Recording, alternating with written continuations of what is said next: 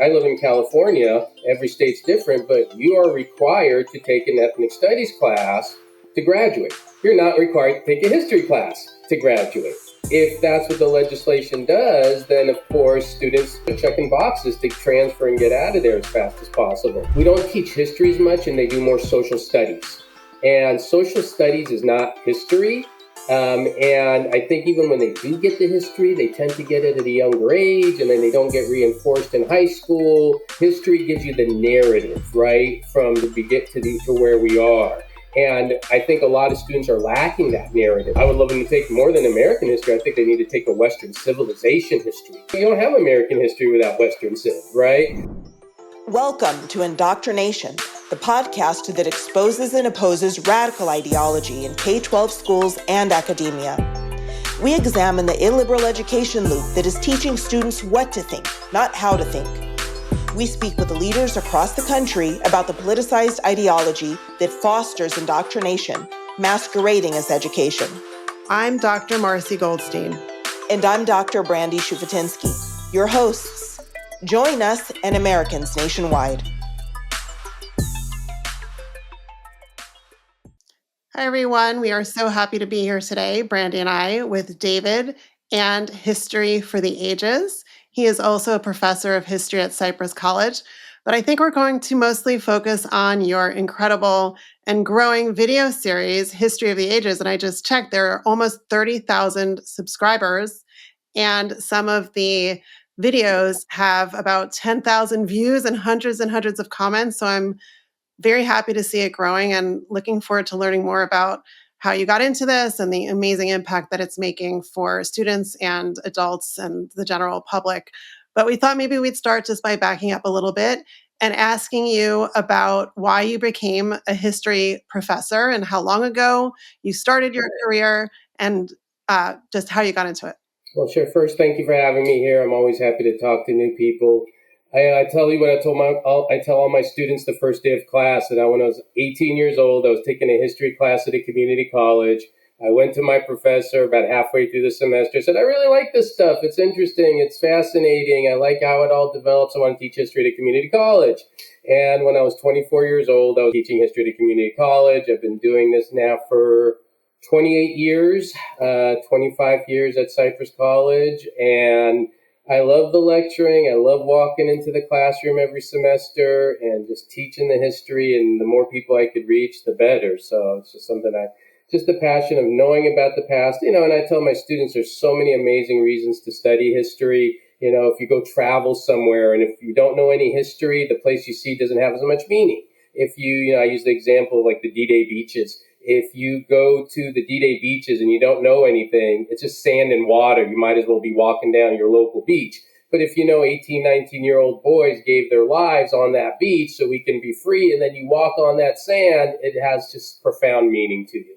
And it's just helping understand who we are today and everything going on in our world today. I tell my students you can't understand history with a 10-second TikTok, and you really need to have that deep knowledge, and that's what I kind of try to provide. So I'm having fun with it. And it's been great just sharing it beyond my students. This whole YouTube thing just kind of happened crazy way, and it's just been fun. When did you start that? How many years ago? So I never taught online. When COVID happened and everybody had to go online, I'm like, all right, what am I going to do? And I had to get de-trained and everything. And the DE trainer said, well, just stick your lectures, put them on YouTube, and you can link the YouTube to the Canvas course shell, and then it closed captions things, and students can watch it. I'm like, all right, that sounds fine. So I recorded. If you look at any of my older videos, I didn't have a ring cam, and the sound wasn't as good, but I was just getting them out there. And I put them out, and it was just for my students, and then I kind of started to see that there are people who weren't my students were watching my lectures. And I'm like, oh, okay. And at the same time, I connected with a lot of homeschool groups. And, I've been doing, even before that, I was doing a homeschool, going to homeschool learning centers and doing lectures for them. And, the lady who runs it said, hey, homeschoolers would love this stuff. So I started to connect with some homeschool groups, told them, hey, this is a free resource. If you want to just watch history stuff, here it is. And then it just started to really grow. And yeah, it's been fun. I even make unit studies now for it as well. So people can always go watch all my lectures for free. And then if they want, they get unit studies and use those as well. And, it's not just homeschoolers. It's now people who are just passionate about learning history. Obviously, since October 7th, I have a large group of people who come to watch my lectures about the history of Israel. I know there's a lot of stuff out there, but my whole series, I have a playlist on the history of Israel that's hours and hours long. And I think it's one of the most comprehensive things out there because it isn't just, this is what's going on today. It literally takes you back thousands of years and takes you all in chronological order. That's kind of how it all began. And so I would say most of the people who've kind of grown through my YouTube channel have been homeschoolers, history lovers, lifelong learners. People are interested a lot in the Middle East. And some of the videos have done really well. I think the one I've had the most views is 150,000 views on the Samson option. I don't know why that one did so well. I wish all of them did that well. But yeah, a lot of them are getting some traction and it's fun. Yeah, so that's how all that started. I'm very curious. Now that I know how long you've been doing this, have you noticed a change in the past 5 years in student sort of attention spans or their depth or lack thereof? Yeah, I think there's a few things going on. Definitely there's social media, which I think, ironically we're using right now. But at the same time, I think the TikTok stuff has really made people have that less ability to focus on something for a longer span of time. I've definitely seen just less history taught. And I think one of the issues here, and this may be kind of a little bit different for people to understand, is we don't teach history as much and they do more social studies. And social studies is not history. And I think even when they do get the history, they tend to get it at a younger age and then they don't get reinforced in high school. So they're not doing that. I think some of it is the ethnic studies, and there's some ethnic studies courses that I think are taught well and done well. But that I think takes away from history as well in some essence, because, when you do ethnic study courses, you're focused on one group. History gives you the narrative, right, from the start to to where we are. And I think a lot of students are lacking that narrative. They're not getting it in high school. They're not getting it in some college classes. And I think definitely that's part of the equation. And then the short attention spans we're seeing.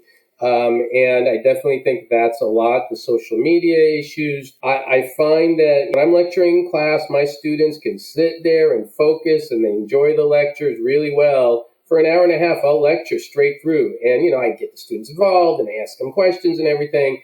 But I do think my online students don't do as well as my in-person students. And I think it's hard for them to sit through 3 hours of lecture material, but that's how you're going to learn the information, right? Yes, you read, yes, you do things, but you got to get the narrative.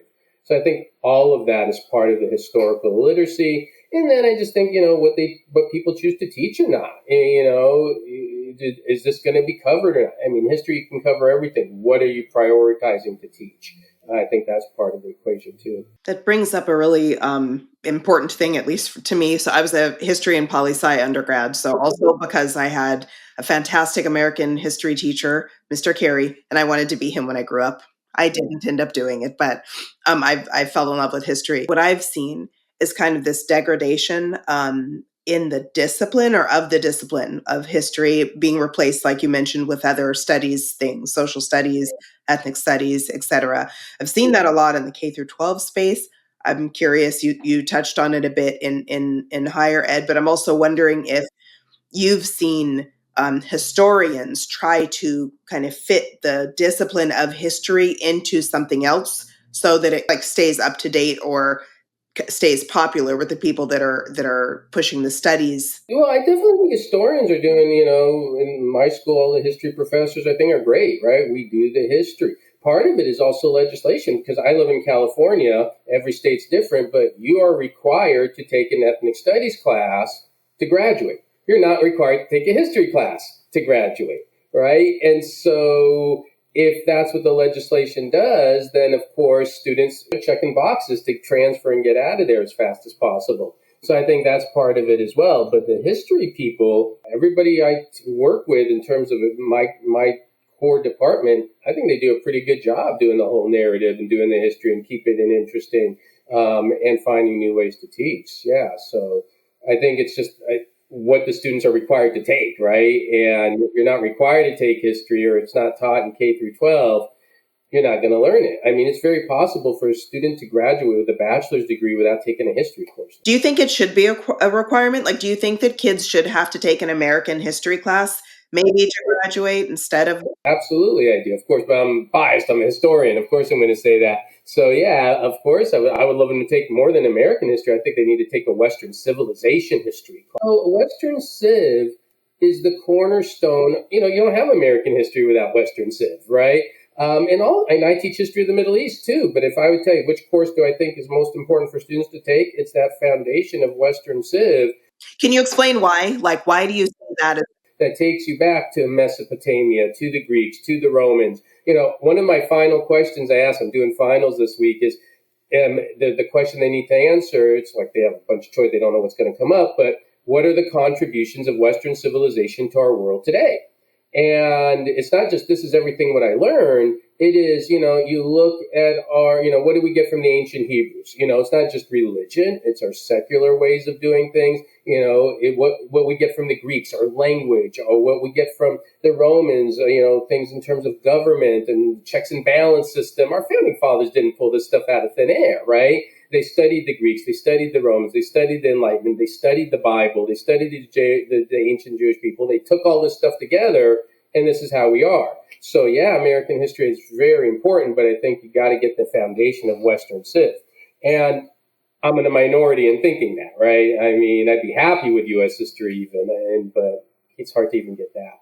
I read one of your posts recently about a student who came to your office and thanked you profusely for teaching him something about Israel that he didn't know previously. Like, he didn't realize that Jews are from that land, and that was really a heartening moment for you. Until he took my class, he didn't know that Jewish people had been there before 1948. That, you know, the Aliyahs and all that. I think he kind of understood there was an ancient Jewish people there, but he didn't kind of grasp how long the Jewish people have been there since. Most of my students come in with absolute blank slates. They know nothing. And when I walk them through the entire history, especially with the history of Israel and everything that's going on today, students get it. They really do. I had another student send me another message. I know you're Jewish. I know your parents are from Iraq and they were refugees and they were Jews. And my whole family history was, you know, Jewish Iraqi Jews. They were refugees. They lost everything, lived in tent. And I talk about that as part of my lecture. And he said, even though you have all that background, you still presented the most unbiased view of the history of Israel I've encountered.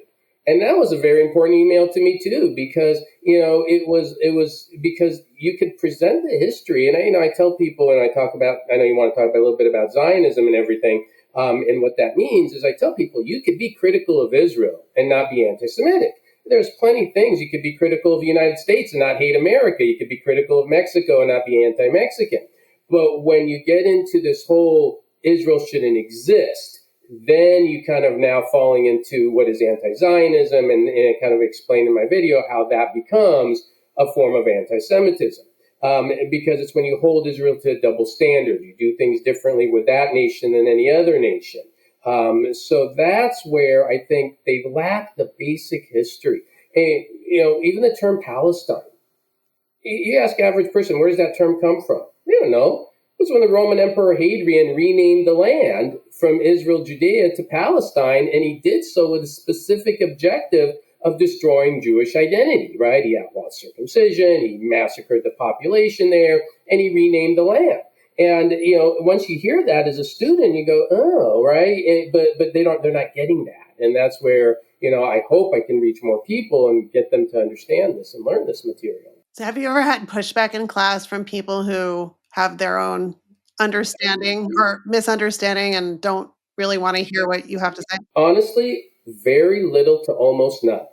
I have issues with professors on the campus, like everybody else, right? Every college has issues today. I don't know, there's a college that's immune to it. I've been teaching the history of the Middle East class over 20 years too now.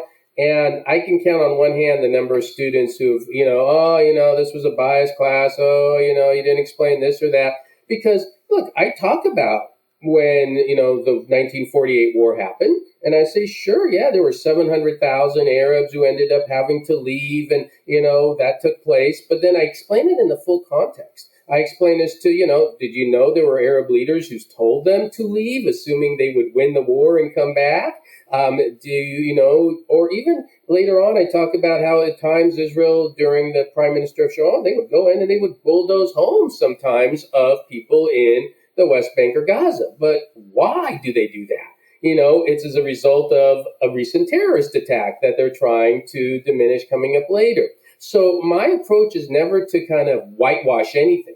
And I think if you don't whitewash it and you tell everything honestly in the full narrative, it's like World War II. I mean, was the British perfect in World War II? Did everything happen? No, but no person in their right mind would look at World War II and go, I'm not sure about the moral equivalency between the Nazis and the British. I'm not sure. No one would say that. Well, actually, a few people do recently. It wasn't there. There's, somebody on some other podcast that I maybe won't mention, are trying to make some equivalences there. But obviously there's no facts to stand on if they were to, If you do the whole narrative and you do it honestly, it's so clear that this, people go, this is a complicated issue. I'm like, no, it's not a complicated issue. One side wants to live in peace. One side wants I've said this with my students before, is if Israel put down their weapons tomorrow, Israel will be gone. If the Arab enemies of Israel put down their weapons tomorrow, there would be peace. And I've heard other people say the same thing, right? That it isn't like this, and how many times Israel has given land for peace. So they've shown they've been willing to do that. And the recent things with Gaza, I talk about, look, in 2005, Israel left Gaza, right? They left Gaza. The people there were given money like you can't believe, hundreds of millions, billions of dollars over the years. What do you do with that money? You could use that money. It's land on the coast. It's beautiful land. You could use it to build skyscrapers. You could use it for technology. You could use it for healthcare. You could use it for education. Instead, they put Hamas into power, and then they use it for terrors, tunnels, rockets, and of course 10/7. And then you go, well, Israel goes and, what would we do if thousands of rockets rain down on us? What would we do, any nation do, if a 10/7 attack happened? And we all know the answer to that.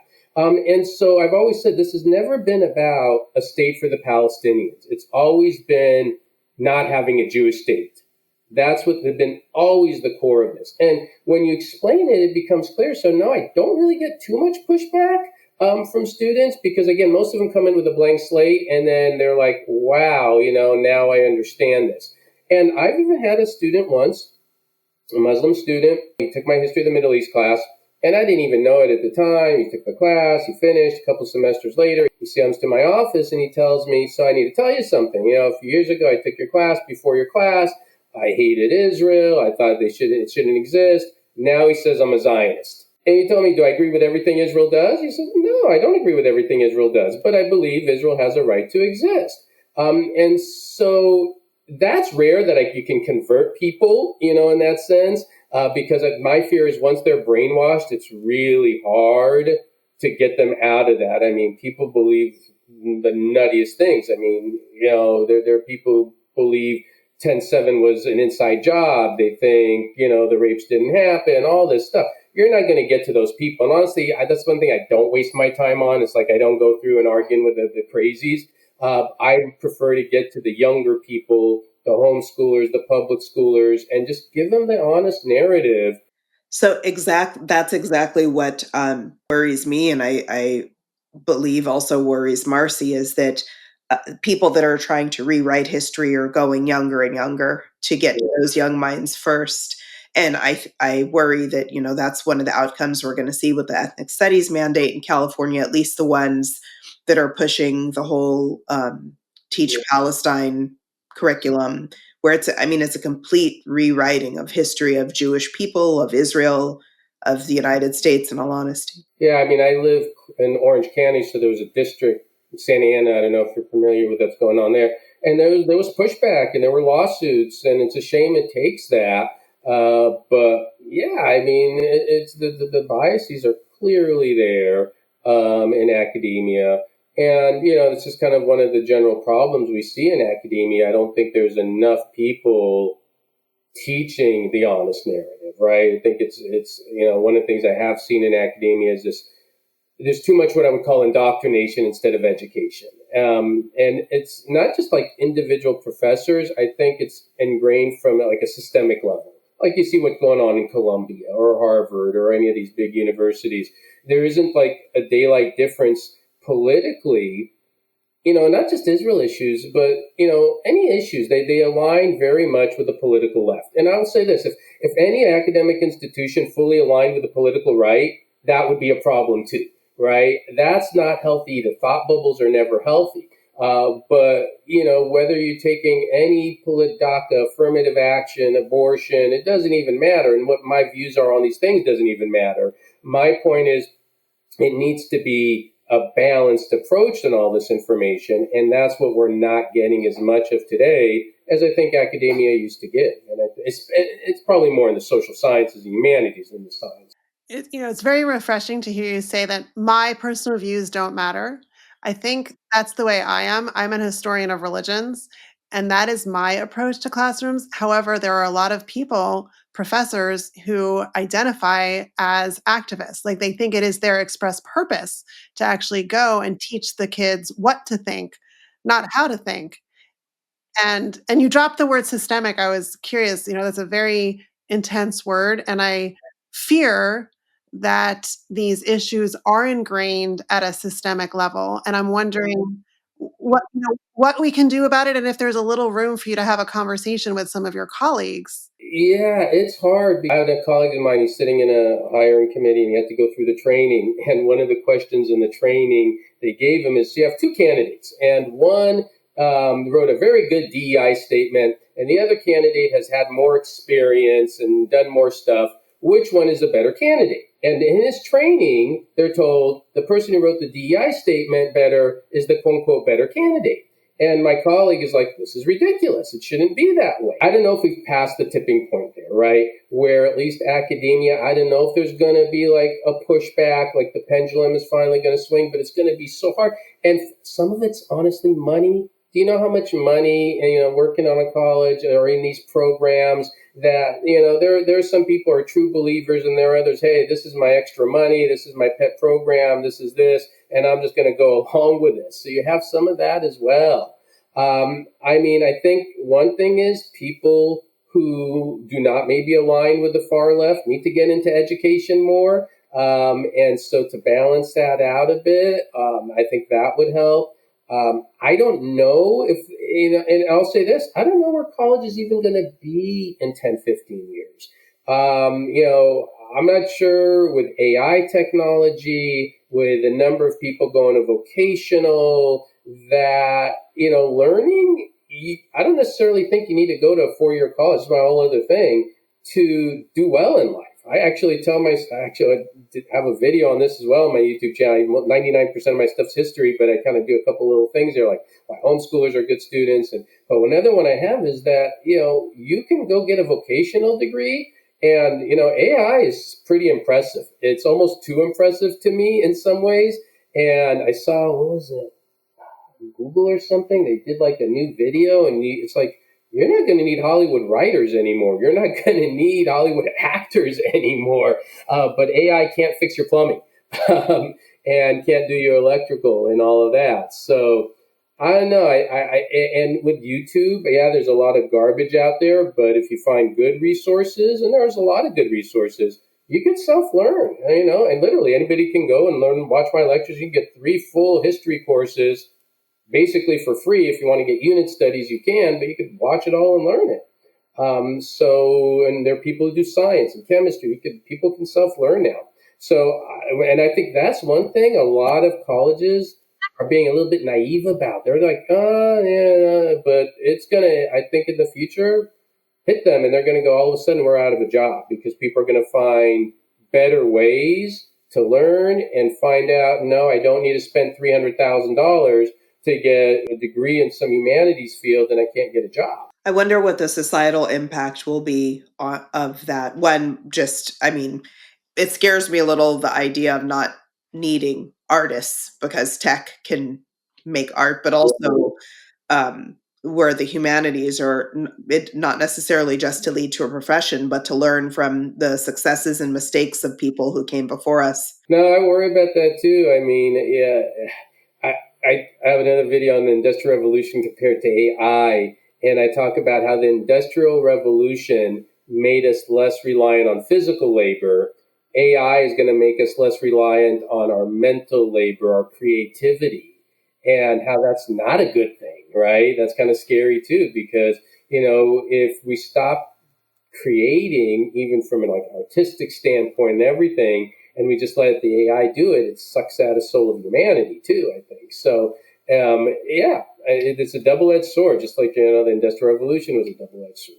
But I don't know where it's all going to go. It's pretty crazy what I'm seeing it could do today already, and this is just with the infancy of it. Where are we going to be in 20, 30 years? Well, it'd be nice if higher education and K-12 also could get back to critical thinking, because that's something that AI can't necessarily do, right? I mean, if everybody's using AI, they're just going to be in their own little wormhole. So maybe this would be the nudge so that people actually hear a range of viewpoints and can wrestle with other people live in person on campus. And then that would be not replaceable by your favorite AI. Yeah, maybe not yet. I don't know. I mean, you're right, but I do think that because I even with my students for as long as I've been teaching, I'm telling, if you memorize any dates in my class, I'm going to be upset with you. You don't memorize dates in a history class. That's not what it's about. It's about the critical thinking. It's about looking at a primary source, finding the biases in it, analyzing it, interpreting it. But I could see AI could do some of that too right now. And so the fact that it's already being able to do that now is a little bit concerning too. So, yeah, and then it's going to become individuals. There's always going to be individuals who want to think, and then there are others who are just going to take the lazy way out. It's a problem for when I test students now is I have to be, you use AI, boom, you fail, because I want you to be your thinking. I want you to do it, not to just put in some machine and it's going to spit it out. Annie, I want to get back to a couple of terms that you dropped earlier. So you mentioned a Zionist and Zionism, and these terms are largely not understood, but also I think appropriated or misappropriated by bad faith actors who want to make the term mean something other than what it actually means by the people who own the term, who I identify as a Zionist. So I was hoping you could explain for our audience what actually is Zionism. Okay, so Zionism is nothing more than the same concept of nationalism for the Jewish people, right? In the 1800s, there was no Germany, there was no Italy. Those countries didn't exist, right? There was, and there was a push to have, the Germans wanted a country for Germany, Italians wanted Italy. Zionism is the idea that the Jewish people should have a homeland for themselves, and that the homeland should be in what is modern day Israel, because that's the long history of the Jewish people there. You don't have to be Jewish to be a Zionist. I tell my students, if you think Israel has a right to exist as a Jewish state and defend themselves as a Jewish state, you're basically a Zionist. That's it. My favorite is when they say it's white colonizers or whatever, and I'm like, dude, I'm like 99% Arab. What are you talking about? Middle Eastern myself. And so it's nonsense about how do you colonize your own home, right? I mean, the Jewish people have been there for thousands of years. And so it's just that idea that homeland that they've had forever should be under their sovereign control. It doesn't mean you can't have a state for Arabs living next door. You could be a Zionist and believe are there, to be fair, some Zionists from the very beginning who said, eliminate it should be all Jewish people. That's the minority. You're going to find people in any group who think that. But the general idea is, you have a Jewish state for the Jewish people in modern day Israel. That's all it is. It's not, in that sense, it's not rocket science. And it seems like anti-Zionism is running rampant on campuses because most people don't understand the real definition or they don't agree with it. And so... I was at a meeting and it was so frustrating. I had people tell me the Jewish guy born in Israel teaches the history of the Middle East. I don't know what anti-Semitism is. It's insane. And it's like, why I say anti-Zionism is anti-Semitism in that video of mine is very simple, right? It goes back to what we started with. If you're critical of America, it doesn't make you anti-American. But if you say, I want to wipe out the United States off the map, or I want to wipe Mexico off the map, or I want to wipe France off the map, how can you not be anti-Mexican? How can you not be anti? And then you add on top of it the understanding of history that, okay, I don't think there should be a state of Israel, but I'm not against the Jewish people. Okay, what happens to the Jewish people then? Well, they go elsewhere. So what happens to them when they're elsewhere? Oh, let's see. They were murdered here, murdered there, murdered in the other place. But I'm not. It doesn't pass the common sense test at a certain point to say I'm not anti-Zionist, but I'm anti-Zionist, but I'm not anti-Semitic. You are, right? I mean, you cannot. You can again be critical of Israel, not be anti-Semitic. But if you want to not give the Jewish people the 0.2%, right, of the global population, that's all the Jewish people are, a little sliver of land, when you afford that right to every other nation, you're anti-Semitic. I was having this conversation with a colleague of mine. He said, there's one way I could see how anti-Zionism cannot be anti-Semitism. If you don't think any nation should exist, right? If you're consistent, you think there should be no Mexico, there should be no France, there should be no England, there should be no Israel. Okay, fine. All right, I'll give you that.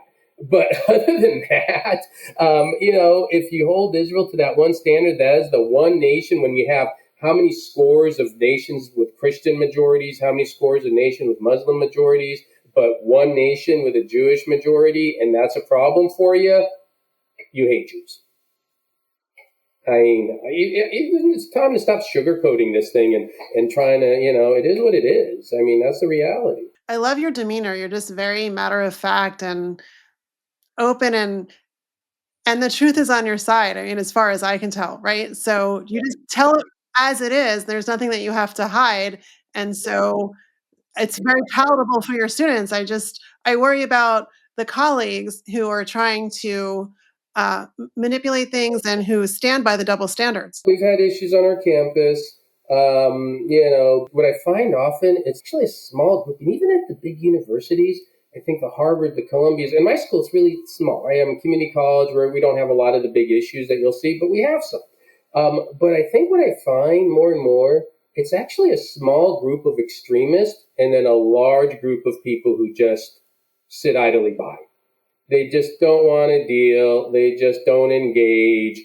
And that's the other problem. I mean, like they look at them going, yeah, I know these folks chanting river to the sea and blah, blah, blah, and I know they're crazy, but I'm not going to deal with them. Most students, they just want to go to school, get the degree, get out. They're not into all the crazy stuff.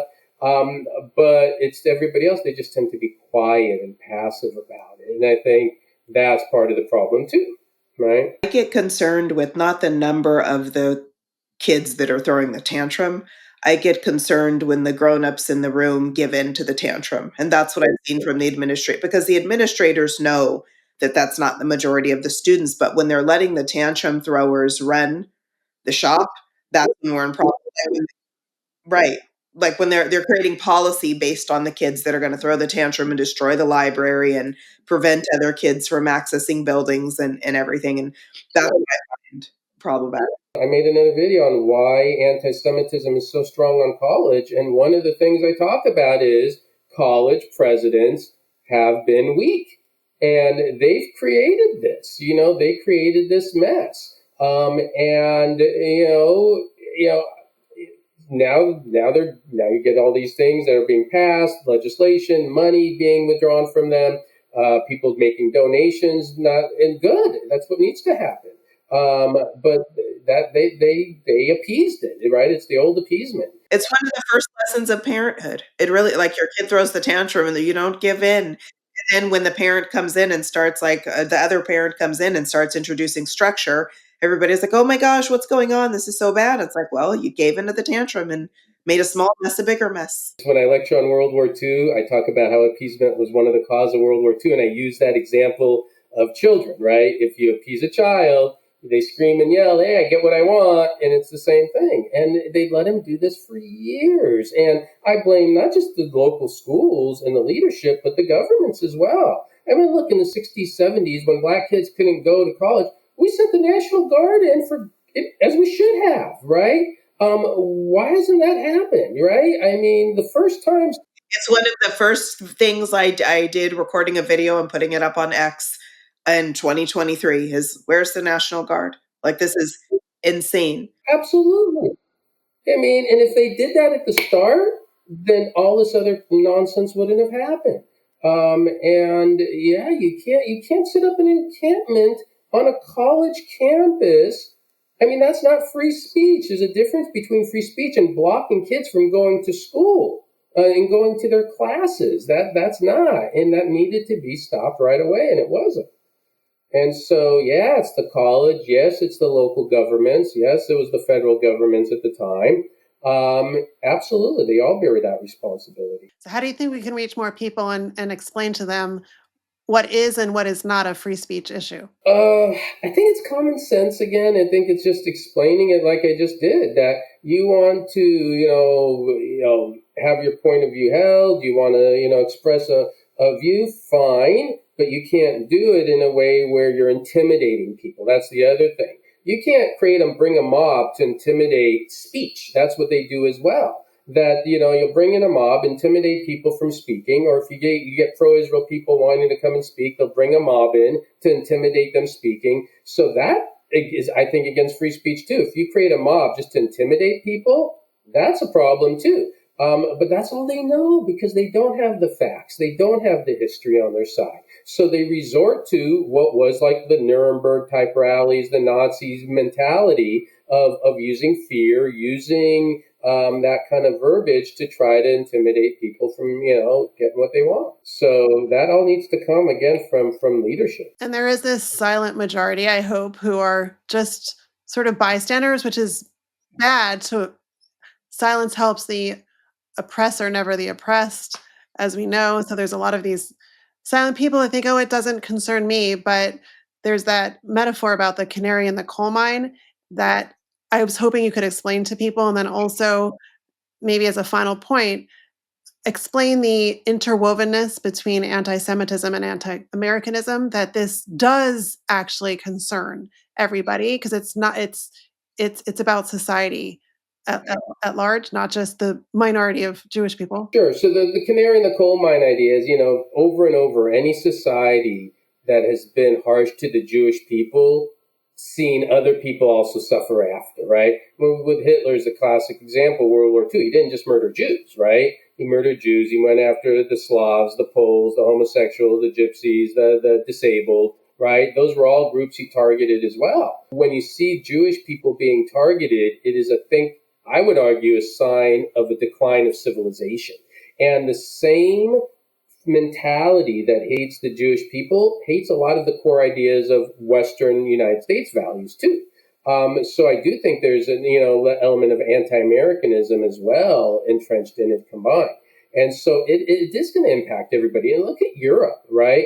Europe has seen a seismic shift demographically, and you're seeing how some of that is impacting their culture and what can be done and what can be said. So absolutely, I think that's part of the problem as well.